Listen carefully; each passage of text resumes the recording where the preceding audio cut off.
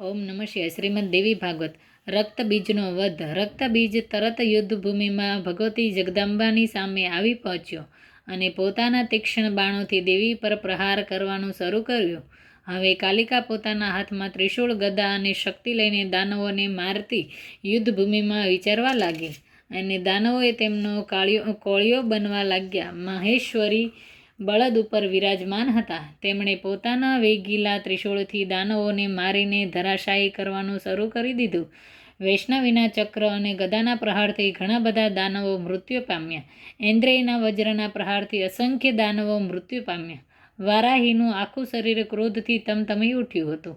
તેમણે પોતાની દાઢીથી સેંકડો દાનવોને મારી નાખ્યા. નરસિંહી પોતાના તીક્ષ્ણ નખોથી મોટા મોટા દૈત્યોને ફાડીને તેમને ગળવા લાગી.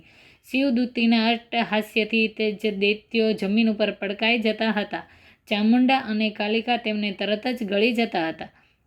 રક્તબીજે સાંભળ્યું કે દાનવોમાં ભયંકર હાહાકાર મચી ગયો છે અને દેવતાઓ વારંવાર જયનાદ કરી રહ્યા છે. રક્તબીજ મહાબળવાન અને તેજસ્વી દૈત્ય હતો. ક્રોધના કારણે તેની આંખો લાલ થઈ રહી હતી. તે દેવીની સામે આવી ગયો. વ્યાસજી બોલ્યા, રાજન, તે દાનવના શરીરમાંથી લોહીનું ટીપું પડતું હતું. તેમાંથી તરત જ રાક્ષસ ઉત્પન્ન થઈ જતા હતા. તેના રૂપ અને પરાક્રમમાં એકદમ રહસ્ય હતું. ભગવાન શંકરે તેને ઘણું અદ્ભુત વરદાન આપી દીધું હતું કે તારા લોહીમાંથી તારા જેવા અસંખ્ય મહાન પરાક્રમીવાળા દાનવો ઉત્પન્ન થઈ જશે. વૈષ્ણવી દેવીએ દૈત્યરાજ રક્તબીજને ચક્રથી ઘાયલ કર્યો. ચક્રના છેદવાથી તેના શરીરમાંથી લોહીની ધારા વહેવા લાગી. તે સમયે જ્યાં જ્યાં પણ રક્તબીજના શરીરમાંથી નીકળેલા લોહીના ટીપા જમીન પર પડતા ત્યાં ત્યાં રક્તબીજના જેવા જ હજારો રાક્ષસો ઉત્પન્ન થઈ જતા હતા. ઇન્દ્રિએ તે ભયંકર દૈત્ય રક્તબીજ ઉપર વજ્રનો પ્રહાર કર્યો.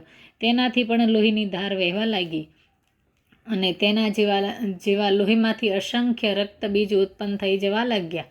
હવે રક્તબીજે પણ કોપિત થઈને પોતાની તીક્ષ્ણ બાણોથી દેવી ઉપર આક્રમણ કરવાનું શરૂ કર્યું.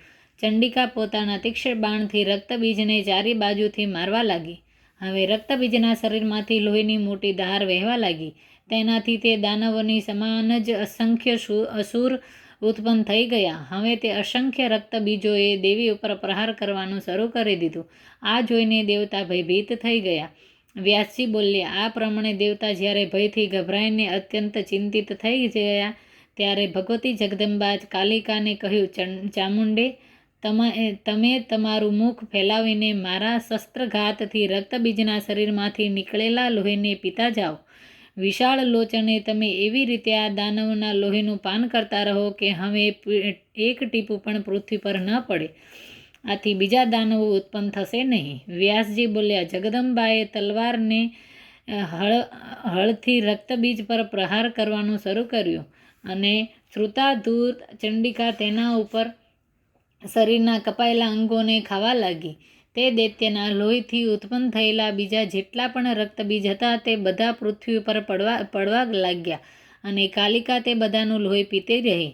આમ તમામ કૃત્રિમ રક્તબીજ તરત જ ચંડિકાનો કોળિયો બની ગયા. જે અસલી રક્તબીજ હતો તે પણ ભયાનક પ્રહારથી જમીન ઉપર ઢળી પડ્યો. તલવારની ધારથી તેના શરીરના પણ ટુકડા થઈ ગયા.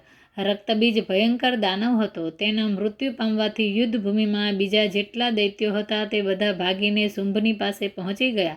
રક્તબીજના મૃત્યુના સમાચાર સાંભળીને નિશુંભ બોલ્યો, હું હમણાં જ જાઉં છું.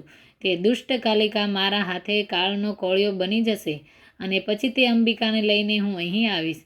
વ્યાસજી બોલ્યા, આ પ્રમાણે પોતાના મોટા ભાઈ શુંભને કહીને નાનો ભાઈ નિશુંભ કવચ પહેરીને એક વિશાળ રથ પર સવાર થઈ ગયો. તેણે પોતાની વિશાળ સેના લઈને ચાલતો થયો. ઓમ નમઃ શિવાય.